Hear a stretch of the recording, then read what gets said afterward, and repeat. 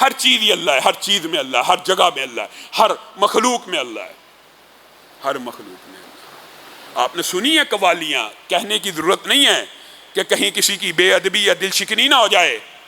آپ نے پڑھا ہوا ہے مدارس کے اندر بھی، عام نصاب کے اندر، ہر جگہ تو ہی تو ہے، ہر چیز میں تو ہے، پتے میں، ڈالی میں، پتھر میں، شجر میں، حجر میں، یہاں تک کہہ دیا مندر میں، یہاں تک کہہ دیا مسجد کے اندر۔ تو اب کیا کہا جائے، پھر بات تلخ ہو جاتی ہے۔ ہر چیز میں، ہر مخلوق میں۔ ہم تو اس بات کو روتے رہے کہ آپ کو کیا ہو گیا، آپ نے رسولوں کو اللہ کا بیٹا بنا لیا۔ عیسائیوں کے ساتھ یہی مکالمہ ہے نا، عیسیٰ کو اللہ کا بیٹا بنا لیا۔ ہم نے کیا کسر چھوڑی؟ ہم نے کہا نور من نور اللہ ہے، رسول اللہ صلی اللہ علیہ وسلم اللہ ہی کے نور کا ایک حصہ ہیں۔ ہم تو اس بات کے اوپر آپ سے التجائیں کرتے رہے۔ آپ اس سے بھی آگے بڑھ گئے کہ ہر چیز میں ہی اللہ ہے، ہر جگہ میں ہی اللہ ہے۔ میں سب کی بات نہیں کرتا، جو حلا کی بات کر رہا ہوں، اور یہ عقیدہ عام ہے معاشرے میں۔ ہر چیز میں اللہ ہے، ہر جگہ میں اللہ ہے۔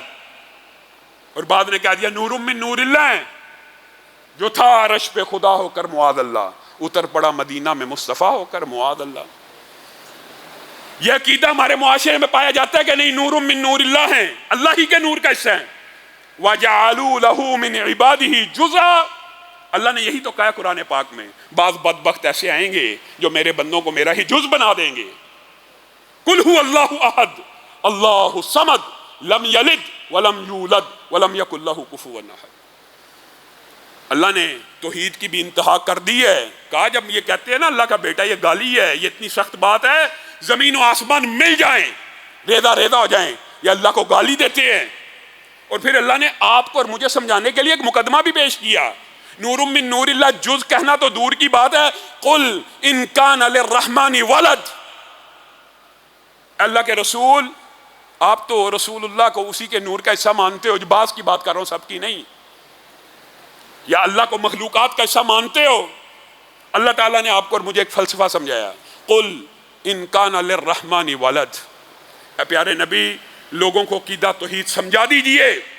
اگر اللہ کا کوئی بیٹا ہو، اگر اللہ کا کوئی بیٹا ہو، فَأَنَا أَوَّلُ الْعَابِدِينَ، تو وہ بیٹا بھی عبادت کے لائق ہو، اور میں محمد صلی اللہ علیہ وسلم سب سے پہلے اس کی عبادت کروں۔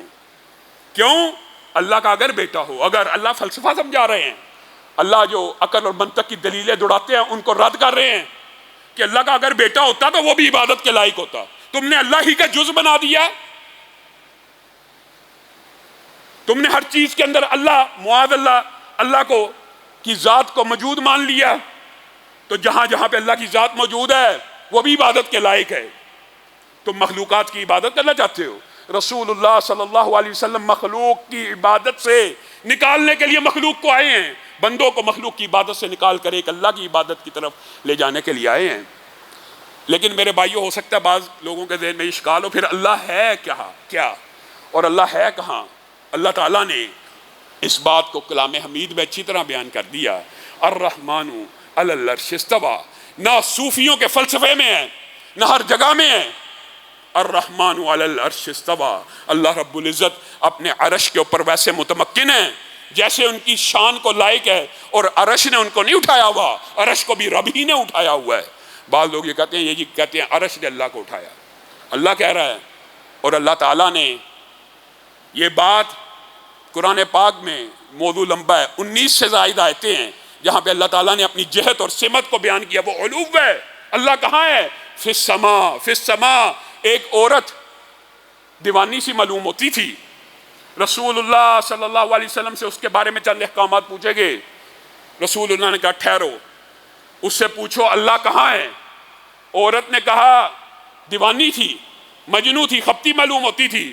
عورت نے کہا اللہ آسمان میں، صرف اشارے سے نبی کریم صلی اللہ علیہ وسلم نے کہا وہی مؤمنہ، جو بندہ یہ عقیدہ رکھتا ہے اللہ عرش پہ ہے وہ مومن ہے، اور جو یہ عقیدہ رکھتا ہے معاذ اللہ اللہ ہر مخلوق کے اندر ہے، یا اللہ ہر مخلوق اللہ ہے ہی نہیں ہے۔ صوفیوں نے تو عجیب و غریب فلسفہ بنایا نا، اور یہ جو ہے کہ ہر چیز میں، ہر جگہ میں، نہیں، یہ دونوں عقیدے باطل ہیں۔ اللہ رب العزت اپنے عرش میں متمکن ہے۔ پھر آگے سے یہ سوال پیش کرتے ہیں کہ اللہ تعالیٰ تو کہتا ہے نحن اقرب الیہ من حبل الورید. اس اشکال کو بھی آج دور کر لیجئے. یہ باب بڑا طویل ہے لیکن مختصر آپ کے سامنے رکھ رہا ہوں. اس اشکال کو بھی دور کر لیجئے. نحن اقرب الیہ من حبل الورید. اللہ کہہ رہا ہے میں تمہاری شہرگ حیات سے بھی زیادہ قریب ہوں. آگے سے کہتے ہیں اللہ اگر یہاں موجود نہیں ہے تو شہرگ حیات سے کیسے زیادہ قریب ہے؟ عقل کے اوپر جب پردہ آ جائے تو اس طرح کے سوال اٹھتے ہیں. یہ وقت، یہ فاصلہ اللہ کی مخلوق ہے کہ نہیں؟ یہ جتنا ایریا ہے یہ اللہ کی مخلوق ہے کہ نہیں؟ اللہ خالق ہے، خالق مخلوق میں نہیں ہے، مخلوق سے جدا ہے، لیکن مخلوق اللہ کی بنائی ہوئی ہے. اللہ کے سامنے ان فاصلوں کی، ان سمتوں کی کیا ویلیو اور کیا حقیقت ہے. آپ کے سامنے ایک بات رکھتا ہوں. جب جبریل امین عرش سے بھی اوپر ہوتے ہیں، اللہ رب العزت حکم دیتے ہیں زمین پہ اتر جا، تو کبھی یوسف کے پاؤں کے نیچے پر کو رکھ دیتے ہیں کنویں میں گرنے سے پہلے. یہ اللہ کی مخلوقات میں سے یہ رفتار اور سپیڈ مخلوقات کی ہے. تو اللہ رب العزت نے اپنی جہت بیان کی ہے. نحن اقرب الیہ من حبل الورید. میں تمہاری شہرگ حیات سے زیادہ قریب ہوں. اللہ کے لیے فاصلے کی زیرو ویلیو. یہ فاصلہ تیرے اور میرے لیے ہے، اللہ کے لیے فاصلہ کوئی اہمیت نہیں رکھتا. اللہ تعالیٰ عرش کے اوپر ہوتے ہوئے بھی ہماری شہرگ حیات سے بھی زیادہ قریب ہے. ایک سیکنڈ کے 1,00,000ویں حصے سے بھی جلد اللہ تعالیٰ ہم تک رسائی بھی رکھتا ہے. اور اللہ تعالیٰ تو وہ ہے، اگر بات سمجھ نہ ہو، کسی کی سمجھ میں آنی ہو تو وہ واقعہ پڑھ لے. امہات المومنین کہتی ہیں عورت آئی تھی خولا، رسول اللہ سے جھگڑا کرتی تھی. اللہ کی قسم ہم اپنے خیمے میں بیٹھی ہوئی تھی، یہ رسول اللہ کھڑے تھے، وہ عورت بڑبڑا رہی تھی، رسول اللہ سے جھگڑا کر رہی تھی. اس کا ایک لفظ ہمارے کانوں میں صحیح نہیں تھا پڑ رہا، ہمیں پتہ نہیں چلا گیا کیا کہہ رہی ہے، کیا کہتی ہے، کہاں پہ کتنا فاصلہ ہے. ایک خیمے کے اندر امہات المومنین بیٹھی ہیں، باہر وہ عورت کھڑی ہے، رسول اللہ سے بول رہی ہے. امہات المومنین کو سمجھ نہیں آ رہی کیا کہہ رہی ہے. اور اللہ عرش کی بلندیوں سے کیا کہہ رہا ہے؟ قد سمع اللہ قول التی تجادلک فی زوجہا وتشتکی الی اللہ. اللہ نے اس عورت کا لفظ سن لیا جو تیرے ساتھ آ کے اپنے خامد کے بارے میں جھگڑا کرتی تھی. اور میرے بھائیو لیس کمثلہ شیء وہو السمیع البصیر. اس جیسا اس کی مثال نہیں دینی چاہیے. یہ جی عجیب و غریب فلسفہ، یہ جی اہل حدیث جو ہوتے ہیں جی کہتے ہیں اللہ کے ہاتھ ہیں، یہ جی کہتے ہیں اللہ کا چہرہ ہے. جو چیز حدیث سے قرآن سے ثابت ہے اس کو ہم من و عن بغیر تعویل کے مانتے ہیں، لیکن ساتھ یہ بھی کہتے ہیں جیسی اس کی شان کو لائق ہے. چہرے سے مراد یہ نہیں ہے کہ تیرا میرا چہرہ ہے، ہاتھ سے مراد یہ نہیں ہے تیرا میرا ہاتھ ہے. لیس کمثلہ شیء، اس جیسی کوئی چیز نہیں ہے. میرے بھائیو عام فہم بات ہے. یہ کرسی کے ہاتھ دیکھ لیں، یہ بندے کے ہاتھ دیکھ لیں، پرندے کے ہاتھ دیکھ لیں، چونٹی کے ہاتھ دیکھ لیں، چارپائی کے ہاتھ دیکھ لیں، کسی آپس میں یہ نہیں ملتے. مخلوقات کے اندر اتنا فرق ہے. تو کیا معاذ اللہ ہم یہ کہتے ہیں کہ یہ اس طرح کے ہاتھ ہیں جیسے اس کی شان کو لائق ہے؟ اور وجوہ یومئذ ناظرہ الی ربہا ناظرہ. ہمارا یہ عقیدہ ہے کل قیامت کا دن ہوگا، رب اپنے چہرے سے نقابوں کو اٹھائیں گے اور جنتی ان کے چہرے کا ایسے دیدار کریں گے جس طرح تم 14ویں کے چاند کا کرتے ہو. یہ ہمارا عقیدہ ہے، یہ قرآن پاک سے ثابت ہے. لیکن چہرہ کیسا ہے؟ جیسے اس کی شان کو لائق ہے. لیس کمثلہ شیء کہہ کے یہ انکار نہیں کیا. بندہ سنتا ہے نا، بندہ بھی تو دیکھتا ہے نا. اس مغالطے کو اللہ نے خود ہی رد کر دیا.